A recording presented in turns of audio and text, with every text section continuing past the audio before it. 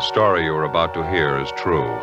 The names have been changed to protect the innocent. Fatima Cigarettes, best of all king-size cigarettes, brings you Dragnet on both radio and television.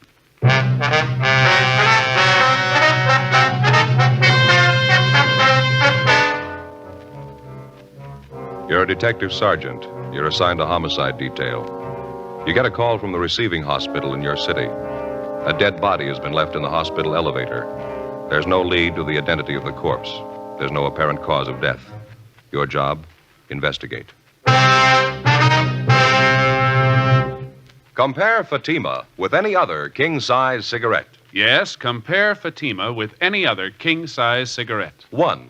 Fatima's length filters the smoke 85 millimeters for your protection. 2. Fatima's length cools the smoke for your protection. 3. Fatima's length gives you those extra puffs, 21% longer than standard cigarette size. Fatima gives you more for your money. And in king-size Fatima, you get an extra mild and soothing smoke, plus the added protection of Fatima quality. Buy Fatima in the bright, sunny yellow pack. Best of all, king-size cigarettes.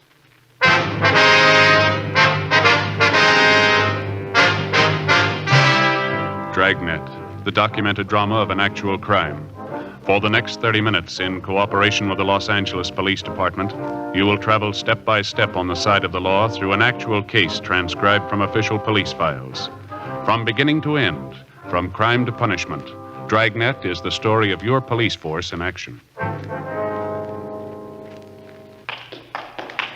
It was Wednesday, November 9th. It was foggy in Los Angeles. We were working the night watch out of homicide detail. My partner's Bill Lockwood. The boss is Captain Lorman. My name's Friday. It was 11:28 p.m. when we got to the 3rd floor at Georgia Street Receiving Hospital, Dr. Terrell's office. Friday, glad to see you. Been waiting for you. We made it as soon as we could, Doctor. I'd like to have you meet my new partner, Bill Lockwood. Dr. Terrell, Bill. How are you? I think I've seen you around, Lockwood. Yes, sir. How are you? I understand you got a problem, Doc. What's the story? Odd one. Happened a few minutes after 11. You want to sit down a minute? I'll fill you in before we go back and take a look at the body. Thank you very much. I understand it's a woman, that right? Yeah, Grace Morgan. She's a night nurse on duty. She told me she was sitting at the desk checking over some patients' cards. It was about 5-10 minutes after 11 when she heard the elevator come up. Mm-hmm. She heard the elevator stop and the doors open. Kept on checking the cards there, didn't pay any attention to it, and then she realized nobody got out of the elevator. She looked up, and the elevator doors were still open. She saw this young woman slumped over in a wheelchair, sitting there in the elevator. The woman was alone, was she? That's right. The nurse went over and wheeled her out of the elevator. The woman was wearing a nightgown, a bathrobe over that. She was unconscious. Nurse called me. The two of us took the woman into a treatment room. I examined her. She was dead. Any indication how long? The body was still warm. She'd only been dead a short time. Mm-hmm. Any idea of the cause of death? I noticed a couple of abrasions on her right shoulder, another one in the right temporal region. Not positive, but I don't think any of them were severe enough to cause death. No other markings at all? No, she seemed to have been in good physical condition. Noticed a strong smell of alcohol, though. Could be she'd been drinking. Is the nurse pretty sure the woman came up the elevator alone? Possibility one of the attendants might have brought her up? No, I checked with the attendant on duty down the first floor lobby, Ray Collins. He didn't bring her up. He said a man came in the lobby about 11 o'clock. Said he had a sick woman out in his car. He asked for a wheelchair to bring her in. Ray asked if he could help, but the man said he'd take care of it. That's all Ray knows about it. He let the man have a wheelchair, then he went in the back room to change some linens on the ambulance stretcher. Mm-hmm. Any possibility one of the other attendants might have brought her up in the elevator? No, Collins was the only attendant on duty. Uh-huh.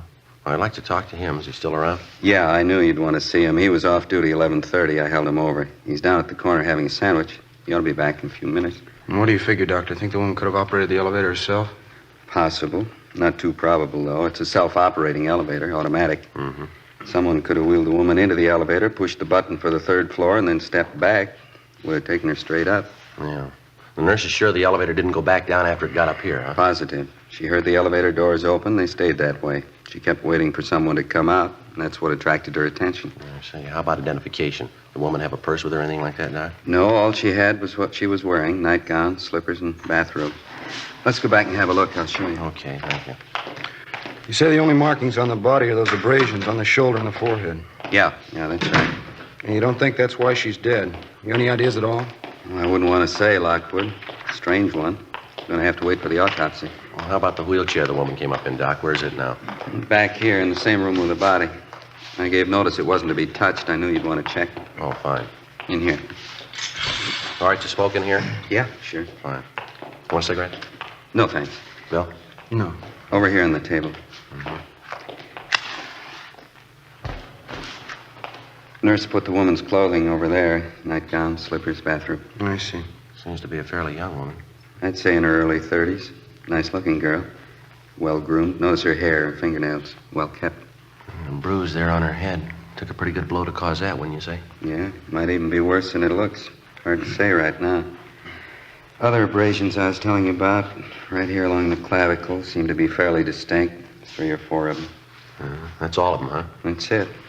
Like I say, we'll know more after they post the body. Take a look at the clothing over here. Want to check over the bathrobe, Bill? Yeah. There's no label here. Size marking, though. Size 34.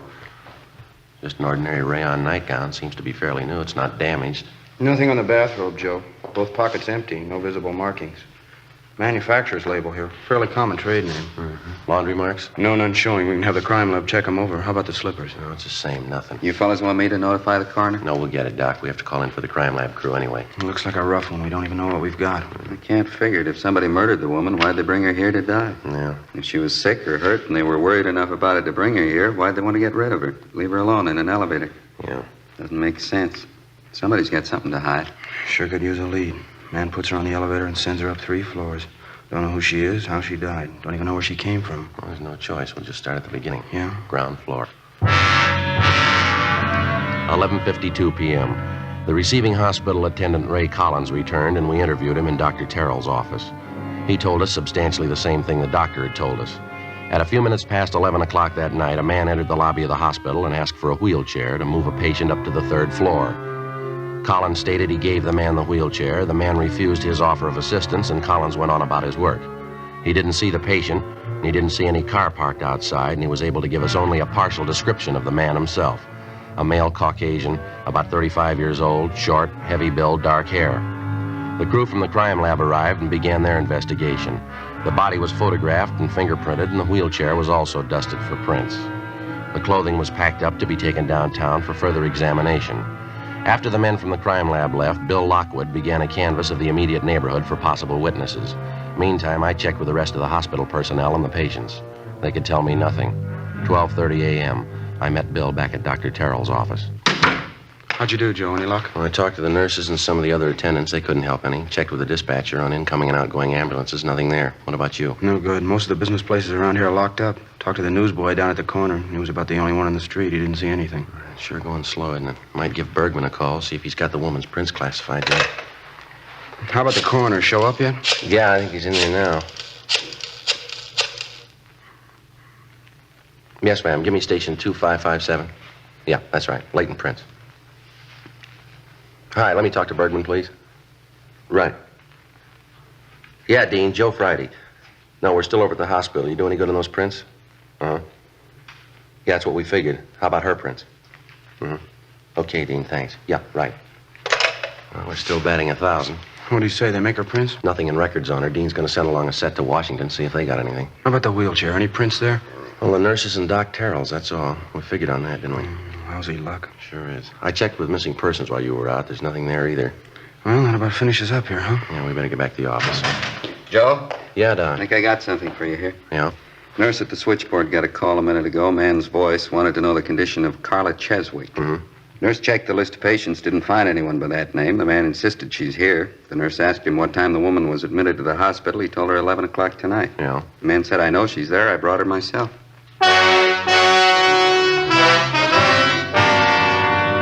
Along with Dr. Terrell, Bill Lockwood and I went down the hall and talked to the nurse who'd received the phone call. She told us that she tried to question the caller as to his name and his relationship to the alleged patient, Carla Cheswick, but the man refused and hung up. We put in a call to R&I and asked him to run the name for us. There was no one by that name in the files. We went back to the doctor's office and started checking through the telephone directories. In the northwestern section, we found a listing for a Mrs. Carla Z. Cheswick on North Capitol Avenue. We called the number, but there was no answer. Then we checked with the office, told them what we had, and that we were going to follow through on it. 1:18 a.m. It was only a possibility, but it had to be checked out. Bill Lockwood and I left Georgia Street Receiving Hospital, got in the car, and drove out to the address on North Capitol Avenue. It was a large apartment house, fairly new. The name on the mailbox for apartment 18 was Mrs. Carla Cheswick. We rang, but there was no answer. We finally had to get the manager out of bed, a Mrs. Herbert. We identified ourselves and explained the reason for our visit. She got a pass key, showed us upstairs to the second floor, and let us in apartment 18. There was no one there, but there was evidence of a recent party within a matter of hours. Half-filled cocktail glasses, an empty whiskey bottle, a glass bowl containing partially melted ice cubes. An end table in the corner had been overturned. In the bedroom, women's clothing was scattered on the floor and on the dressing table. On the mantel in the living room, there was a picture of a woman. Did you notice anything unusual about her at that time, Miss Herbert? I mean, anything out of the ordinary? No, don't think so. She'd been drinking some. I'm pretty sure of that, but that's not unusual for Mrs. Cheswick. She drinks quite a bit. Parties and things. Runs around a lot. Yes, ma'am. You didn't notice anything about her face? No cuts, bruises, anything like that? No, nothing like that. Why? And you told us she had quite a few men friends. Do you know any of their names, where they live? No, can't say to do. She was just one of the tenants. I didn't try to get acquainted. Didn't have much in common with her. The other tenants didn't either, matter of fact. She kept pretty much to herself, her and her friends. Mm-hmm. I see. Now, about this party she had last night, Miss Herbert. You say you don't know who was there with her? No, I'm afraid I don't. When I called her on the phone to ask her to quiet things down, I heard that one man's voice talking. That's about all, though. I couldn't tell you who was there. Well, is there anyone at all that you know of that was close to her? I mean, someone we could talk to about her. Well, her husband, I suppose. He's the only one close to her I know. He comes around every month and takes care of the rent. Kind of a peculiar thing, but I never questioned it. I figured it's their business, live and let live. Do you have any idea where we can find the husband, ma'am? No, I'm not sure. He works at a machine shop out near Glendale. I have his home address in my rent book downstairs if you want it. Yes, ma'am, we'd like to have that if we could. Would you happen to know how Mrs. Cheswick and her husband got along? I mean, this separation of theirs. Was it friendly, or did they still quarrel quite a bit? No, as far as I know, they got along all right, as long as they didn't have to live together. Poor Mr. Cheswick, I feel sorry for him. He's going to take it hard. His wife, I don't know whether to blame or pity her. She was a terrible disappointment to him. That's so? I had a long talk with him once. Seemed like such a nice man, hard worker. And his wife, he was so disgusted. I mean, drinking all the time, going out with different men. Bitter disappointment. He told me how he felt. Well, did he seem violent on the subject? I mean, did he feel anger toward his wife, would you know? No, just pity. He said he'd rather have her dead than go on the way she was.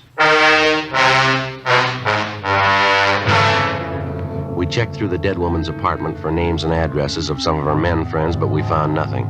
The crew from the crime lab went over the apartment thoroughly. The only evidence found were fingerprints on some of the cocktail glasses. Along with the apartment manager, Mrs. Herbert, we went downstairs and she gave us Mr. Cheswick's home address and also his place of employment. 2:30 a.m. We got to a phone and called Cheswick's home, but the people he was staying with told us that he wasn't there. He was working the all-night shift at a farm implement factory on Glendale Boulevard. 3:05 a.m. Bill and I drove out to the factory and checked with the night personnel superintendent. He directed us to the factory repair shop where Cheswick was employed as a welder. The foreman at the repair shop pointed him out for us. Cheswick was working on the welding line, a tall, thin man, slight build. Bill Lockwood and I went back and introduced ourselves. Yes, sir, Ernie Cheswick. That's my name. What can I do for you? I'd like to talk to you for a few minutes if we could. It's about your wife, sir. Carla? What's the matter? Is she in trouble again? Well, it might be better if we could step outside and talk. It won't take very long. All right, I got to finish up this little job here if you don't mind waiting. A couple of pieces of tubing. It won't take a minute. Sure, you go right ahead. You might stand back a couple of steps. This thing pops a little. Okay, thanks.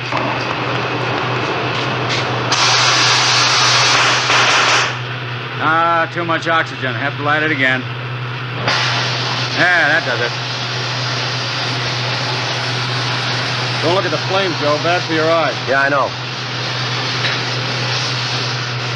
They're sure in their money, don't they? Yeah, they seem to. A lot of work.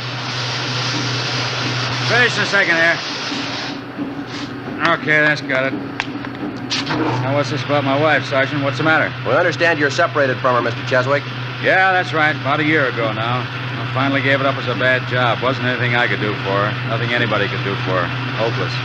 Well, when's the last time you saw her? First of the month, I went by to pay her rent. Dropped in to say hello, that's all. I stay away as much as I can. No good bum, that's about all you can say about her. Shame to admit I was even married to her. Why do you ask, anyway? Your wife's dead, Mr. Cheswick. Huh? Yes, sir. She died late last night. Found her at Georgia Street Receiving Hospital. Oh. Guess I've been expecting something like that. I can't feel sorry. Probably the best thing for her. How'd it happen? Well, we're not sure. I wonder if we could step outside. Sure be a lot easier to talk, wouldn't it? Yeah, all right. Fine. Over here, we can duck out the back way. Okay.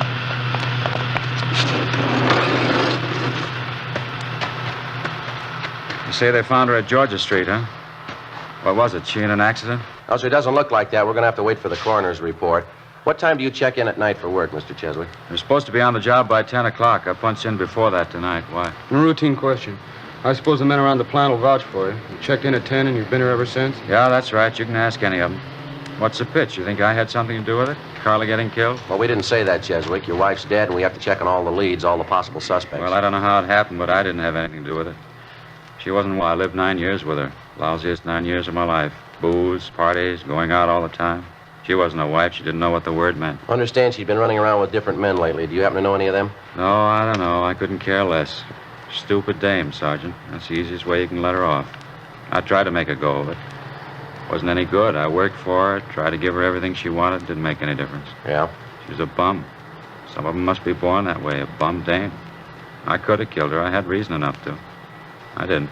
How about your wife's drinking habits? She do most of it at home, or did she go out to bars? Always at the bar. Only one place she ever went to. Place on 8th and Rosewood, right on the corner. Went there all the time, 6, 7 nights a week. She'd hang over the bar all night. How'd you like to put up with that for 9 years, huh? Drinking, going off somewhere in weekend. How come it lasted that long, Cheswick? I don't know. I guess I should have had my head examined. Just a bum. I figured I could change her. Kept trying. Never worked out. After the drinking, she'd have these terrific headaches. It'd make her sick. I'd stay home from work and take care of her, wait on her hand and foot. She always made promises, nothing but a liar. As soon as she got well, she'd start it all over again. Same thing. Yeah. Just a bum, a tramp. No good at all, no good. She's a tramp, no good tramp. Cheswick? Mr. Cheswick, is there anything we can do? Carla. She's dead. Carla.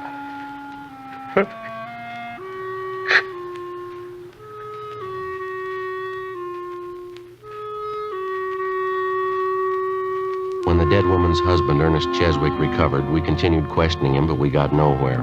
Before we left the plant, we checked his time card, talked to the machine shop foreman and some of the men Cheswick worked with. We got the same story all along the line. Cheswick had showed up for work at 9:46 p.m. the night before and had not left the plant since that time. 4:35 a.m. Bill and I got in the car, drove back to the office, and typed up a 15.7 report for Captain Lorman. 8:30 a.m. Over in the county morgue, the body of Mrs. Cheswick was being posted. A few minutes past 10 a.m., Bill Lockwood and I drove out to a bar on the corner of 8th and Rosewood, the same bar where Ernest Cheswick told us his wife did most of her drinking. It was a typical neighborhood cocktail lounge in the early morning. 2 customers sipping beer at the far end of the bar. The manager busy washing glasses and bringing in supplies. We called him over and identified ourselves.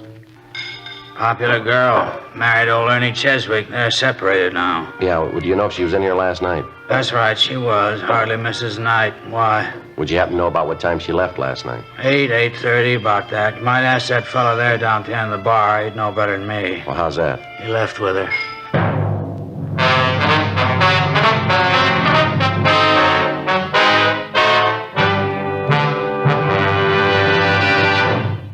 You are listening to Dragnet, authentic stories of your police force in action.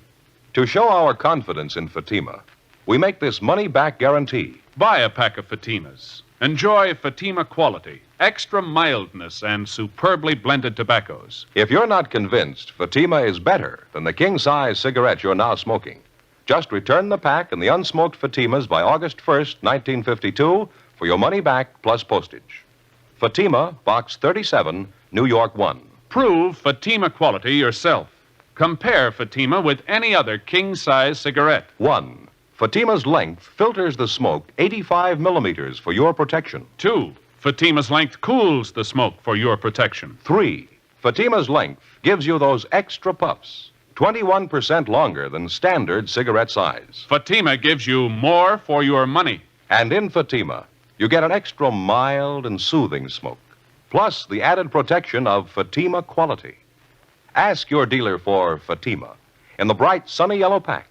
Best of all, king-size cigarettes.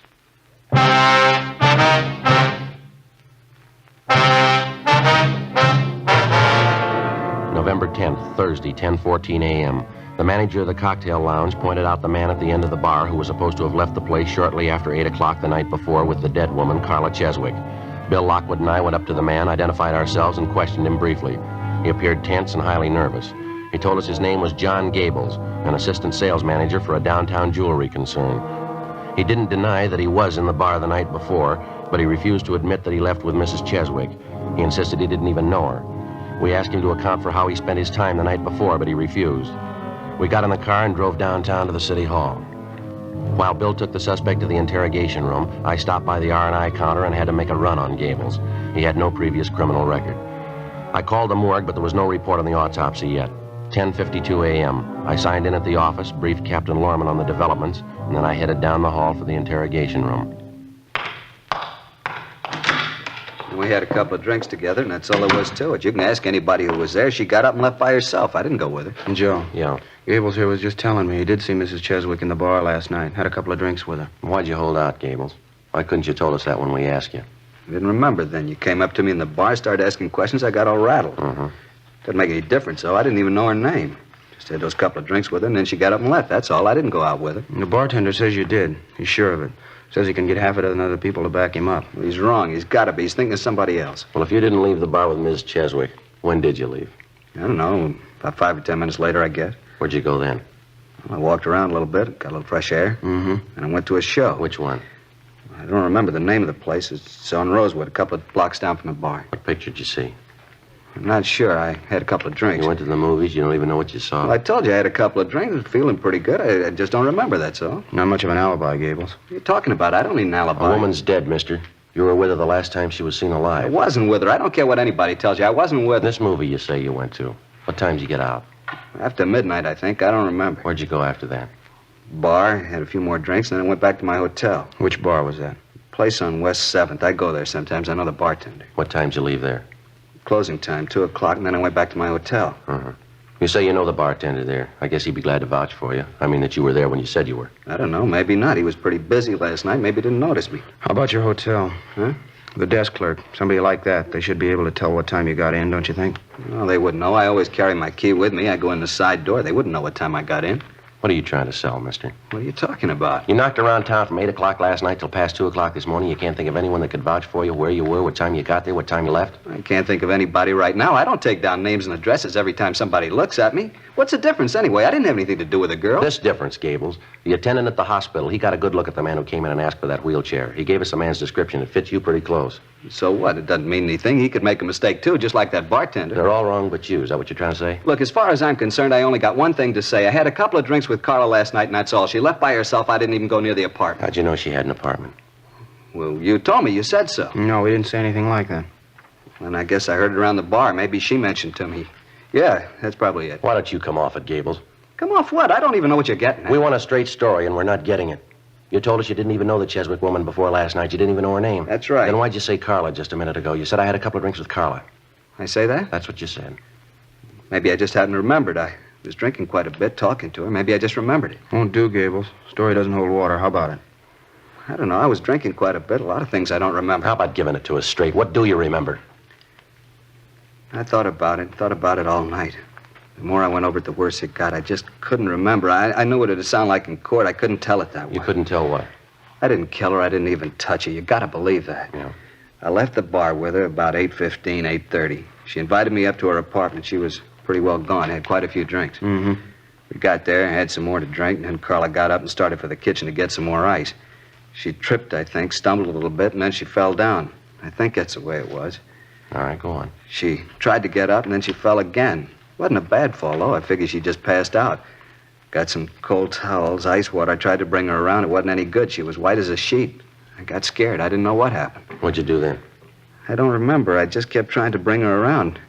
I don't remember any of it very well. I don't even know why she fell down. You think you could have hit her, Gables? You think maybe that's why she fell down? No. I don't know. I don't think so. I don't think I was mad at her for anything. I think we were having a pretty good time. I just don't remember, that's all. I'm not sure about any of it. Lousy booze, no good at all. Did you kill her, Gables?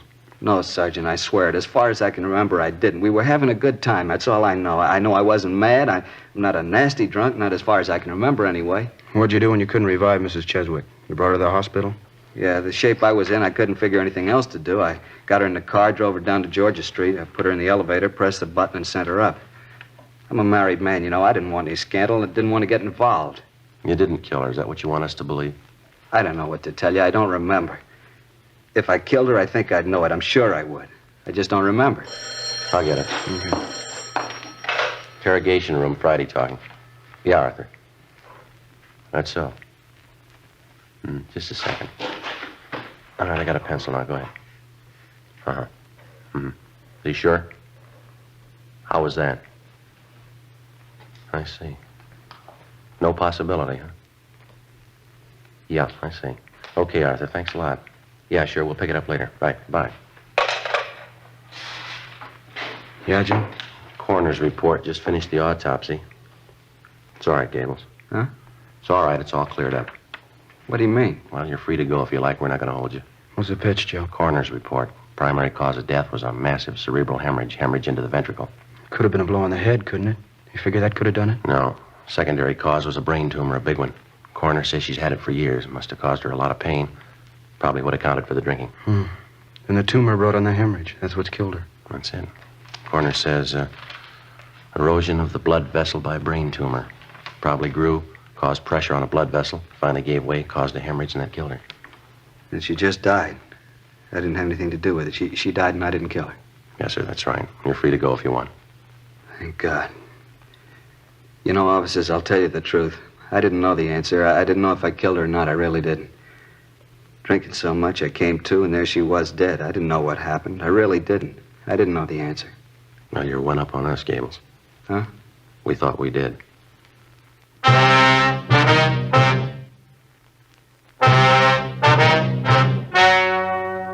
The story you have just heard was true. The names were changed to protect the innocent. On Thursday, November 10th, the meeting was held in the office of Captain of Homicide. In a moment, the results of that meeting. And now, here is our star, Jack Webb. Thank you. Friends, there's not much I can add to what George Fenneman and Hal Gibney have already told you about Fatima's. If you smoke them, I know you'll agree with me that Fatima is the best of all king-size cigarettes. If you haven't tried them yet, well, there's only one way to prove it to yourself, and that's to buy a pack and give them a try. I wish you would kind of check up on what we've been telling you. Compare Fatima's with any other king-size cigarette.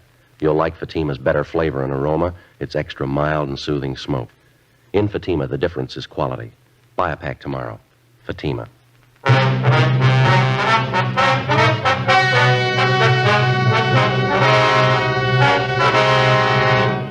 With the filing of the official autopsy report by the county coroner, John Gables was cleared of all charges. He was released from custody immediately.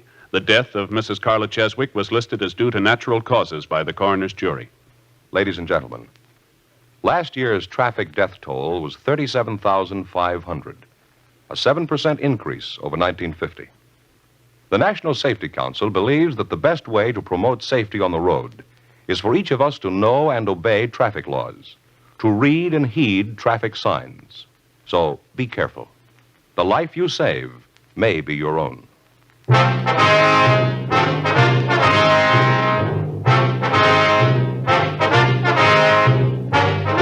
You have just heard Dragnet, a series of authentic cases from official files. Technical advice comes from the Office of Chief of Police W.H. Parker, Los Angeles Police Department. Technical advisors Captain Jack Donahoe, Sergeant Marty Wynn, Sergeant Vance Brasher. Heard tonight were Martin Milner, Vic Perrin, and Gwen Delano. Script by Jim Moser. Music by Walter Schumann. Hal Gibney speaking. Fatima Cigarettes, best of all king-size cigarettes, has brought you Dragnet, transcribed from Los Angeles.